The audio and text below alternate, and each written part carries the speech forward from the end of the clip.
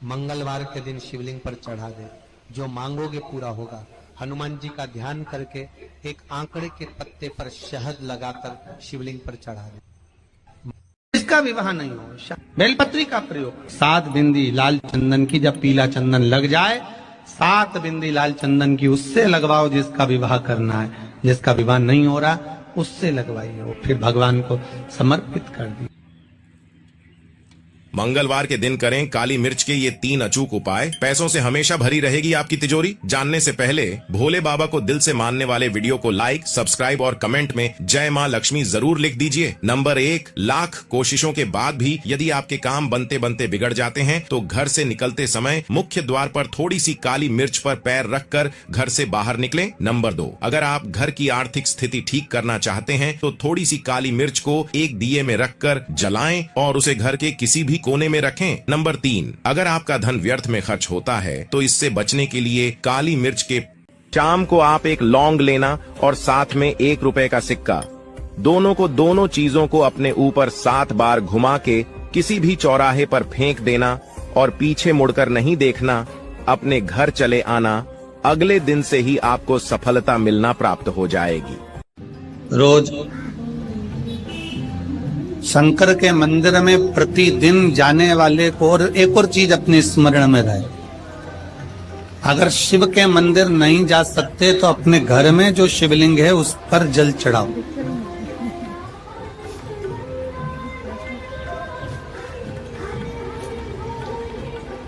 और यदि आप अपने शंकर के घर में शिवलिंग पर भी जल नहीं चढ़ा पा रहे हो तो किसी बेलपत्री का वृक्ष हो, उस वृक्ष के नीचे भी जल चढ़ा।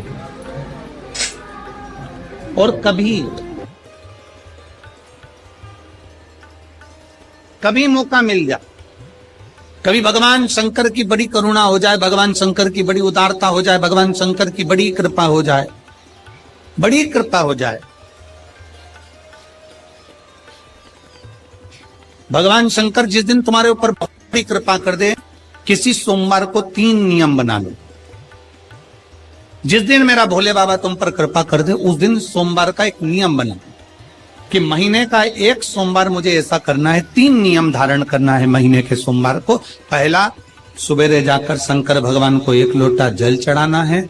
दूसरा, दोपहर के समय पर जाकर मुझे बेलपत्री के वृक्ष के नीचे एक चावल का दाना रखकर बेलपत्री की 7, 11, 21, 108, 51 जितनी परिक्रमा आप लगा सकते हो वो लगाना है। और तीसरा, बेलपत्री के वृक्ष के नीचे और शंकर के मंदिर के दरवाजे पर मुझे एक घी का दीपक लगाना है। बस ये 3 नियम जिसने महीने में एक बार ले लिया, समझ लो उसको पीछे हटने की जरूरत ही नहीं, वो आगे ही बढ़े।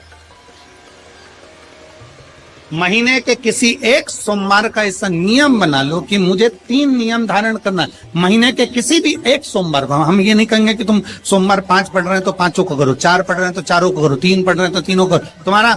तुम तो महीने का एक सोमवार का नियम बना। और मेरी जीजियों से, मेरी बेटियों से जो विदेश में रह रही हैं, जो कहीं बाहर रह रही हैं, कहीं बड़े शहर में रह रही हैं, जो रोज मंदिर नहीं जा सकते, हर किसी महीने के एक सोमवार को भी ये नियम निर्धारण कर सकते, तो उनसे कहेंगे कि 3 महीने में एक सोमवार का नियम बना लो। 3 महीने में नहीं बना सकते तो 6 महीने में एक सोमवार का नियम बना लो। और 6 महीने में नहीं बना सकते तो 1 साल में एक सोमवार का ऐसा नियम बना लो कि मैं साल का एक सोमवार ऐसा रहूंगी कि सुबह सोमवार के दिन मंदिर में जाकर जल चढ़ाऊंगी, दोपहर में जाकर बाबा को एक अक्षत का दाना रखकर, अक्षत का मतलब है कि बाबा मेरी दिनों दिन उन्नति करना। बेलपत्री के वृक्ष के नीचे जो अक्षत रखा जाता है वो उन्नति के लिए रखा जाता है। शंकर के शिवलिंग पर जो अक्षत रखा जाता है वो रोग मुक्ति के लिए रखा जाता है। अशोक सुंदरी पर जो अक्षत रखा जाता है वो संतान प्राप्ति के लिए रखा जाता है। षडानंद कार्तिकेय की ओर जो अक्षत रखा जाता है वो हमारे बच्चों की सुख समृद्धि के लिए रखा जाता है। विनायक की ओर,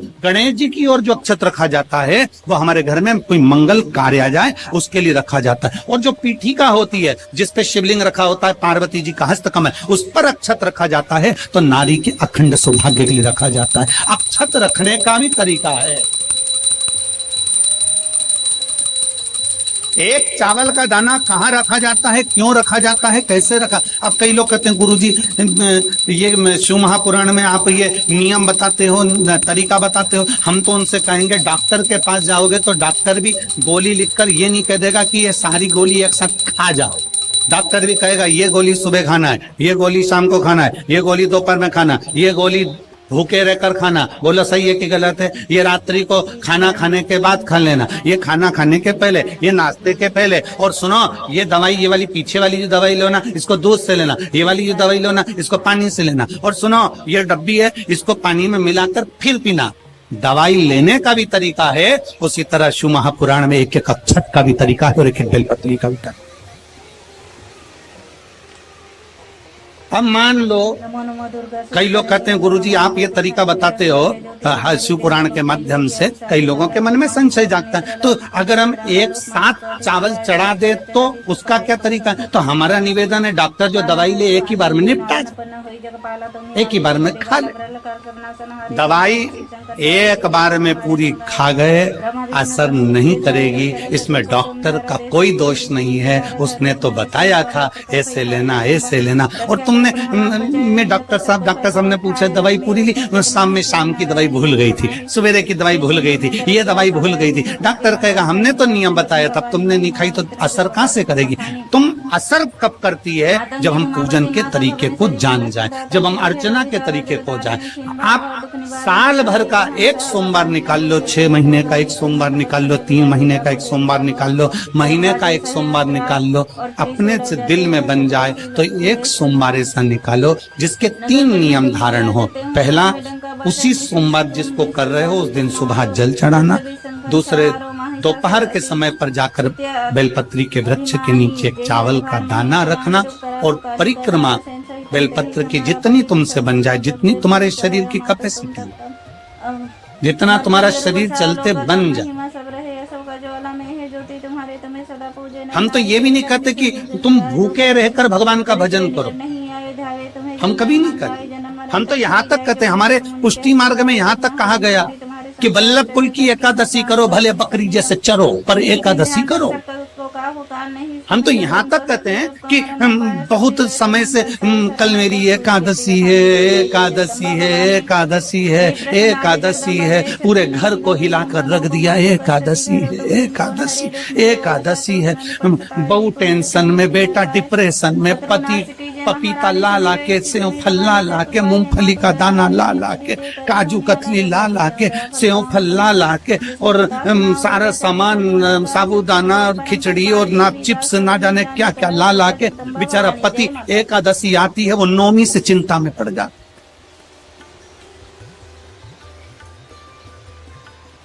हम तो ये भी नहीं कहते कि तुम व्रत बहुत भारी करो, तुम व्रत उपास भी बहुत बहुत टेंशन वाला करो, ना ना ना।